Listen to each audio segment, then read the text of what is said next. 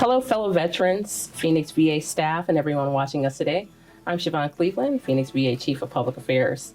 Here in the studio today, I'm joined by a couple of our amazing Phoenix VA chaplains who I will let introduce themselves. Thank you.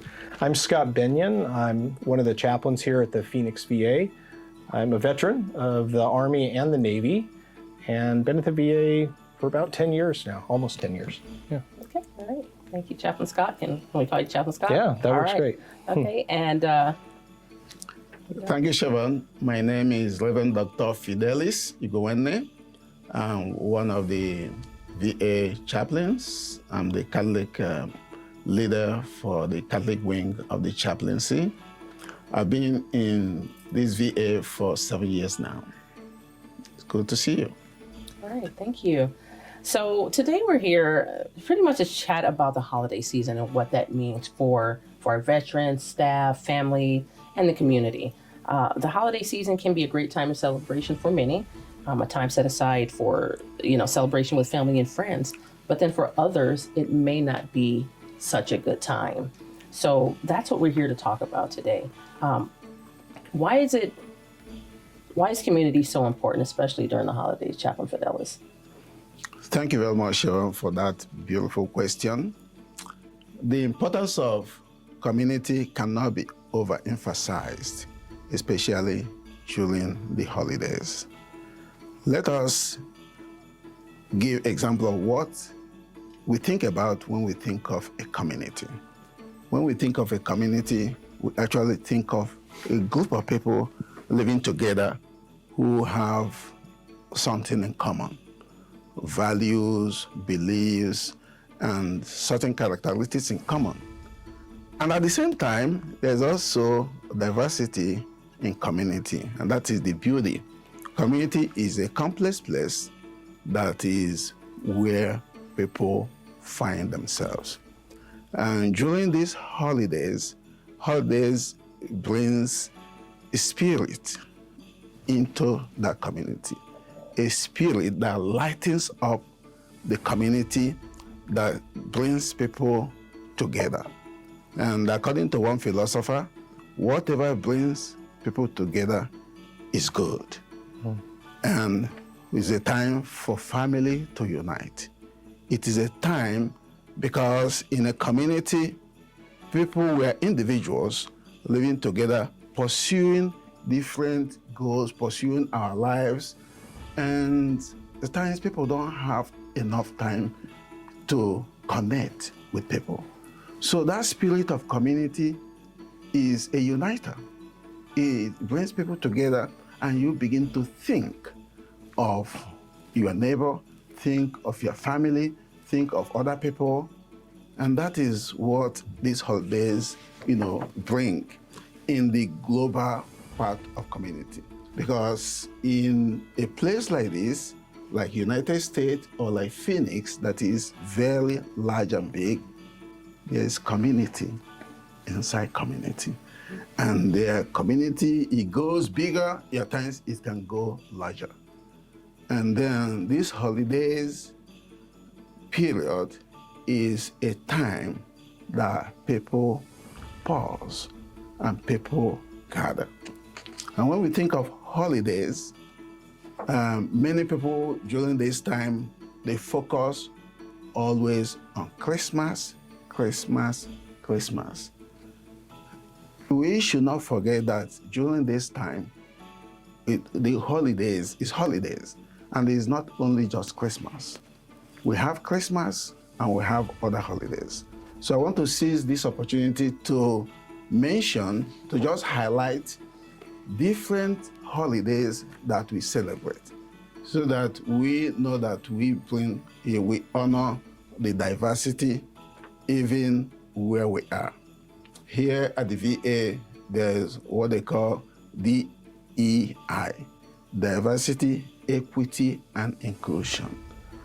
The holiday period is a time for us to emphasize diversity, equity, and inclusion, and carry everyone along. So the first one is Christmas. Christmas is a fixed holiday celebrated on the 25th of every month. It is a Christian festival celebrating the birth of our Lord Jesus Christ. It looms very big among Christians. And it is also, in fact, when you talk about Christmas, you talk about, it has like 3 wings to it. There is the part of it that is religious, and there is part of it that is cultural. And there is part of it that is also, that is obnoxious to some people, depending on where some people find themselves.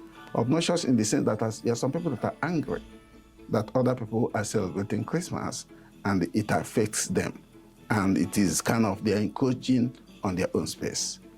So that is Christmas. When it comes to the religious part of it, people go to church, people put on like Christmas symbol, Christian symbols, like the nativity scenes, like the crib and other things, and lights and all that. And for religious people, especially Catholics, it is not just a one-day feast. Even though it is celebrated on the 25th of December, it is an 8-day celebration. They call it the octave. So every day after Christmas is Christmas Tuesday, Christmas Monday, Christmas Tuesday, Christmas Wednesday, Christmas Thursday, till it spans for 8 days, and they celebrate it. Then culturally, it is not only Christians that celebrate Christmas. There are other people that are not Christian that love Christmas just for the funfair of Christmas. They put on Christmas lights all over the place, decorations all over the place, and then they put on Santa Claus, and they put on snowman. So they have all these cultural symbolism that come with it, candies and food and eating and exchange of gifts and all that. And children really love it because Christmas creates memories, especially where children are. A time, I can still remember my childhood memory of Christmas, which I will talk about later and all that. So apart from Christmas, there is also Hanukkah. Hanukkah is a Jewish holiday that is celebrated either in November or December. It is a movable feast. So like this year, Hanukkah will be celebrated starting from the 7th of December to the 15th of December. Hanukkah is an 8-day night celebration for Jewish people that commemorate the dedication of the Second Temple in Jerusalem during the Maccabean Revolt. And the Jewish people love it and they celebrate it in their various communities. Okay, another celebration is Kwanzaa. Then another celebration is Lunar New Year, marking the start of lunar calendar that occurs from January 21st to February 20th. This is a Chinese holiday that is also movable. We have St. Lucia Day, which takes place on December 13th. This is celebrated among the Swedish communities and the Norway communities. We have Las Posadas, the Mexican feast celebrated on the 16th December and 24th December. We have Lori, celebrated on December 13th. This is a Northern Indian celebration during this time. Then we have St. Nicholas Day, celebrated on the 6th of every year. Is a feast celebrated especially among the Northern European community. Then lastly, we have the Omosoka celebration. Is a Japanese celebration celebrated on the 31st of December. So these are different feats of the holidays people celebrate. And as we know, United States is a melting point. There are people from all walks of life, from all parts of the world living here. And during this time of holidays, as these holidays that I mentioned, these different communities celebrate their own holidays. and they are very happy celebrating those holidays. And another celebration, just to say it briefly, is Advent, which is the 4 Sundays prior to Christmas that Christians, many Christians celebrate as well. Sure. All right, thank you, Chaplain Fidelis. So we talk a lot about community, and Chaplain Fidelis expanded on, the importance of it, and the gatherings and the way different people do celebrate. The fellowship we know is important. What advice can you give to people who may be struggling or going through a difficult time during the season, because it's not the same for everyone? Right. Well said. Thank you.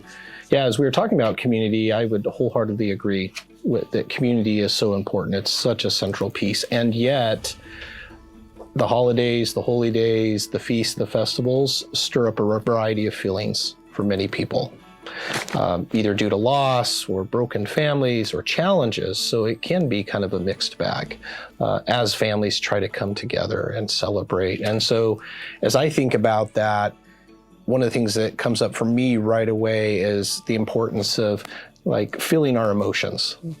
Oftentimes when things do come up in the midst of struggles, our tendency is to want to push them down, to avoid it, and it just comes out in other unhealthy ways. So being able to reflect on our feelings, acknowledge them, validate others' feelings where necessary, to seek support from friends and family, even if there's deeper pain, like I said, loss, maybe even seeking professional guidance can be appropriate at times. Setting realistic expectations. I'm reminded of my parents who are pushing 80 now, and they're still trying to do everything they've done for the last few decades. And so we've had to have conversations. We can do something simpler, or we can turn it into a potluck, or someone else can host, right? Having realistic expectations. Prioritizing self-care, right? Because when lots of people are around, that can be energizing, but it can be draining. So what do we do to take care of ourselves? Where appropriate, boundaries. Maybe some people you shouldn't celebrate with this year, because there needs to be some healing first. And lastly, just taking small steps, making manageable tasks. One of the things my wife and I do often is figure out what can we do earlier in the season instead of waiting to the last minute. And that can really help with stress and anxiety and the struggles.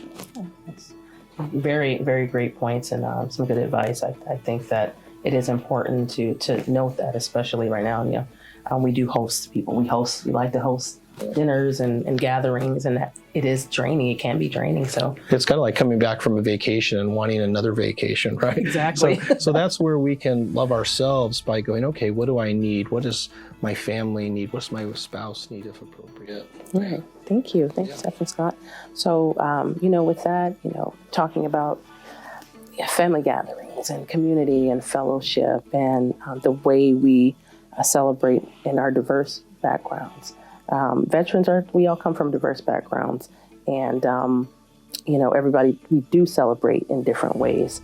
Father Fidelis, you're Nigerian, and many people may have never traveled to the country, been there, don't know much about it. They may have assumptions about the way you celebrate, or the way people from Africa celebrate. Culturally speaking, what is your unique experience on celebrating the holidays in your country? And how does that aid in your role as a chaplain serving people from diverse backgrounds? Thank you, Sharon, for that very important question. As you rightly pointed out, I'm from Nigeria. And many people have all kinds of misconceptions about Nigeria. There are certain things they know, but there are many things they don't know. One of the things people don't know is that in Nigeria, there's a big diversity. It is not just a unique country. We have disadvantage or weakness. And that weakness is that we don't speak one language. We have almost more than 500 languages. So for us to communicate, we have to use English to communicate. So that brings a lot of diversity there. And in my own memory growing up in Nigeria, celebrating holidays, as I said earlier on, that these holidays create memories, especially on children. So growing up, I can reminisce and go back to how we celebrated holidays, especially Christmas. Christmas is what looms big. And as I said earlier, not everybody in Nigeria is Christian. You know, in the area I come from, there are some people that are Christians, and there are many others that practice the African traditional religion. But yet, no matter what religion you are, the Christmas is still a community celebration. The community in the sense that it is almost like a must that people who are in the big cities travel. There's a lot of traffic coming back home to reunite with their families and come back. And that is the time they put town meetings, family reunions. So I have that childhood memory of, because I was raised in a very small town, but I have an uncle who lived in Lagos, and he will always come with the children. I have that, and we bring like cookies, all those things that we don't see in the village, and that kind of waters our mouth. Then it is all about sharing. There's a big family sharing and community sharing that is almost like food tasting. I still remember how my mother will cook food. What they share is food. They cook food and give me food to carry to her friends in the neighborhood, because we all know each other, and everybody that lives in the same neighborhood are actually members of their family. It's not like here that is an urban area. So, and then we taste the food, and then that person will cook Christmas food and also send to my family. So in our family, there's food from this place, food from this person, and my mother will label it, and we taste it. Everybody will taste. So it's like food tasting exercise during holidays of this. And it's also a family holidays for children, mainly children, because there was not a lot of money or wealth. So it's a time for us to have new clothes. And children will get that new clothes and wear it and go to show off to their neighbors. And so there is a street full of people with their new clothes, and children with goggles and that kind of sunglasses, because it's sunny during that time. And they just go from home to home and eat food, and then they will give them some coins and all that. So they share that. So that family thing is important. Then for those who are not, that's culturally. For Christians, we go to church and we do Christmas carols and they sing and everything. And if you don't go to church on Christmas Day, the church is full. Those who have not gone to church for a long time, they come, especially people that came out, and then celebrate. So it is something that is so enjoyable, that coming with that kind of background of sharing, background of diversity, and coming here and working at the VA, where there is a lot of diverse people and diverse culture, that memory of sharing and helps me to integrate into the society and be able to share, be able to support our veterans, be able to help people. And that is very, very wonderful. Yeah. Thank you for sharing those childhood memories. Oh, thank you. We all could think back on a time during the holiday season that we remember as children. I think we all have. I know I have some. But thank you. It is important to remember those moments and remember the community. Absolutely. So that's pretty much all we have. But I want to close with any final thoughts that you have for our audience, for our veterans, for our staff, for the community. Chaplain Scott, do you have any final thoughts? Yeah, a few things are coming up for me. One is that if you have those differences in your family, I know I do. I have Latter-day Saints, Christians, Jews, atheists, all in my immediate family. And one of the things my wife and I have done is to create a winter celebration time.